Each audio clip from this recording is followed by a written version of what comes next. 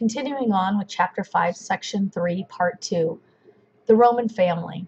The Roman family were headed by a dominant male, and that was called paterfamilias, and that consisted of a husband, the wife or wives, children, unmarried daughters, and slaves. And that, of course, was for the wealthy, would have the slaves. Children were raised at home and also educated at home, which was not like the Greeks who sent them to schools, especially the upper class. As far as education is mentioned, they were educated at home by the fathers, and then later on the wealthy Romans had Greek slaves that tutored them. As far as what they learned, they of course learned to read, mostly in Latin, but sometimes in Greek as well. They learned to write. They learned moral principles and family values. They studied law, physical training. At 16, boys kind of reached their manhood, if you would, and so they got a trade in their purple edged toga for just a plain white one, which was the male version of the toga. And daughters were taught by private tutors, or they would send them to a primary school. The attitudes towards women, well, they changed, but at first women needed male guardians no matter where they were at. Most of the time that was their husband, but it could be a brother as well. There were arranged marriages, and typically girls got married anywhere from 12 to 14 and boys usually around 14, and divorce was allowed. However, the roles did start to change for men and women, and fathers could no longer sell his children or have them put to death. Women did not require to have their guardians as they did early on, and the upper class women really, of course, had more rights than the lower class women. They could own, inherit, and sell property. They were also not segregated from males in the home like the Greek women were. Roman women could attend races, theaters, and events in the amphitheater. However, they were still segregated in those locations, so men and women did not sit together in those. Now, they could not really ever be elected or run the government, or even participate in politics. However, the wives of the emperors tended to have a lot of power, and they influenced how their husbands ran the empire. Slavery was huge in ancient Rome, and as a matter of fact, slaves outnumbered common people in ancient Rome. Slavery, of course, was very common in all ancient times, but so much so that it gave Rome almost too much unemployment because they didn't think that it was necessary to hire somebody if they could have a slave that was for free. The Greek slaves were in higher demand because they were educated and they tended to tutor their children. And different nationality slaves were used for different things. For example, it was the Hebrew slaves that constructed the Colosseum, for example.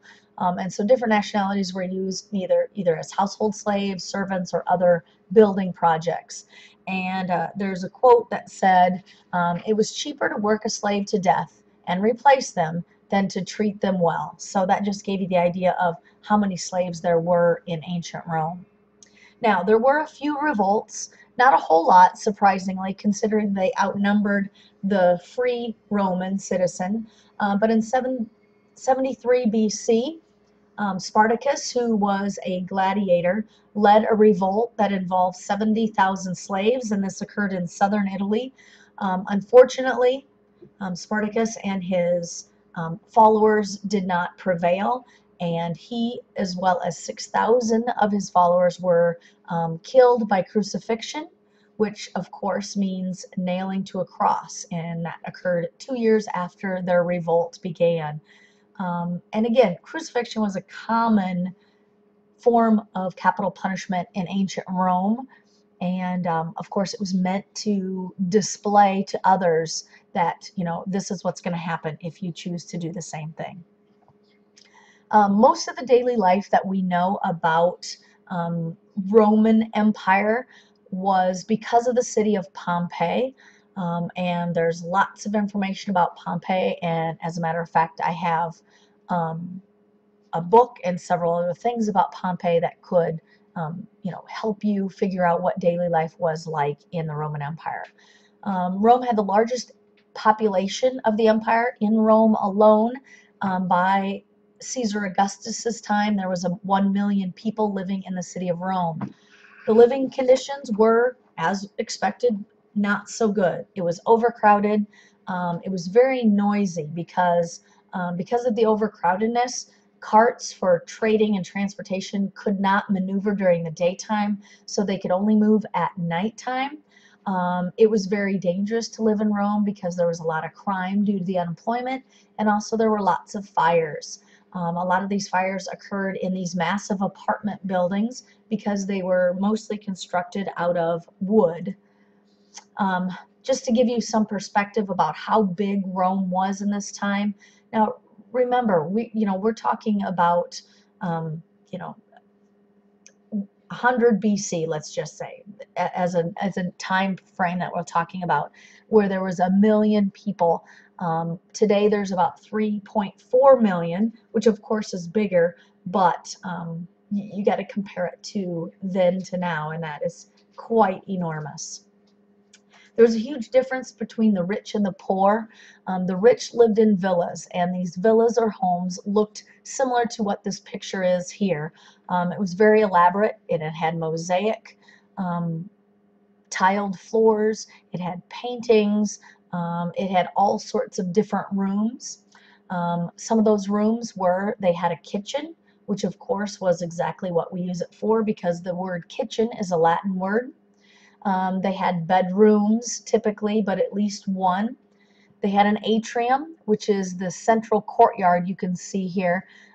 This atrium is really a place that they would gather.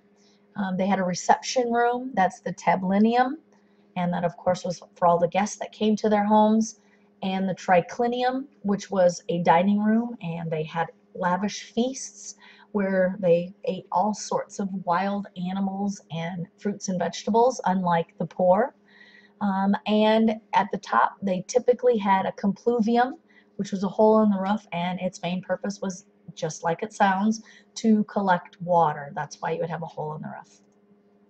The poor had it not quite as good. They did not live in villas. They lived in insulae. And in the city of Rome, there were massive apartment buildings.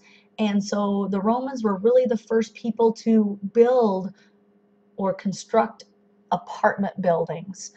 These insulae tended to be 6 stories high, and because there were so many of them, they kind of look like islands from an aerial view, and so that's where they get the name of insulae.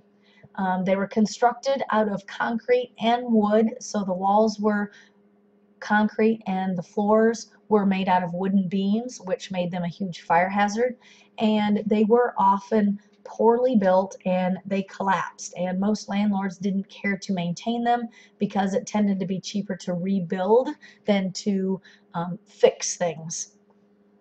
Because they were overcrowded, because they had wooden beam floors, there was always a threat of fire. And probably the worst fire in ancient Roman history was in 64 AD, and this destroyed a huge portion of the city of Rome. And at that point, Nero was the emperor. And if you remember back from section 2, we talked about him being accused of starting it and not doing anything to stop the fire because he wanted to construct some buildings. So he thought if they were gone, he could build some other things that would have his name on it. And of course, then he in turn blamed the Christians for that fire and persecuted them for that. There was high rent for these apartments, so many families lived in one room. There was no plumbing or central heating, which the heating not a big deal because of living in the Mediterranean climate, but the plumbing was a huge deal. So much so that they would literally dump garbage and human waste from the windows, and if you just happen to be walking by, you could be dumped on, so to speak. Public programs. A lot of the things constructed in ancient Rome, gave this appearance that the city of Rome was fantastic, that everything in Rome was beautiful, perfect, elaborate, magnificent, and things were really good in Rome. But in essence, a lot of those masked the true existence in Rome. The emperors, starting with Augustus, was actually felt responsible to provide food for the poor, and so you could stand in line and get free grain. And so during Augustus's time, 200,000 people would receive free grain. And so because of this lifestyle of many people unemployed, many people living in overcrowded city of Rome, and trying to receive some of this free food, entertainment was used in ancient Rome as a distraction. They had religious festivals, which of course would coincide with all of the gods and goddesses that they had, but they also had a lot of games. And some of those games were performed in the Circus Maximus. Now, the Circus Maximus does not exist today, and I'll show you some pictures in a little bit, but the name Circus Maximus comes from the Latin word for the circular shape of the arena. And so the word circus, of course, meant more the circular shape. We use the word circus today, but not necessarily to mean round. It was the oldest arena built in Rome, and it could seat 200,000. Both men and women could sit together, which was unlike the Colosseum and other locations. The floor was made of sand, just like the Colosseum, and that was mostly to absorb blood of animals and humans. Because it was much larger, they could have horse and chariot races. They did some long distance running. They staged army battles in time of peace so that the soldiers could stay on top of their game. They also had boxing and wrestling matches. Now, the picture at the bottom is, and actually the top right, are computer generated pictures of what we believe it to look like when it was in its entirety. You can see it's more of an oval shape, and at the far end of the top right picture was the stables where the horses were kept, and the arch was used in the entrance, and of course the elaborate seating was for the 200,000 people. Now, the picture on the top left is all that's left of the Circus Maximus today in ancient or in modern day Rome. It's basically a dirt track, and that's the only thing that's actually left today. The most famous building in Rome, though, is the Flavian Amphitheater, and of course that still exists today. This was much smaller and could only seat 50,000, and you probably do not know it by the name of the Flavian Amphitheater, but that of course was named after the last name of the emperor that was constructing it and his sons that completed it. But it was called the Colosseum, or nicknamed the Colosseum, because of the huge colossus or statue of Nero that was next to it. Now today the statue of Nero does not exist, but the nickname still sticks.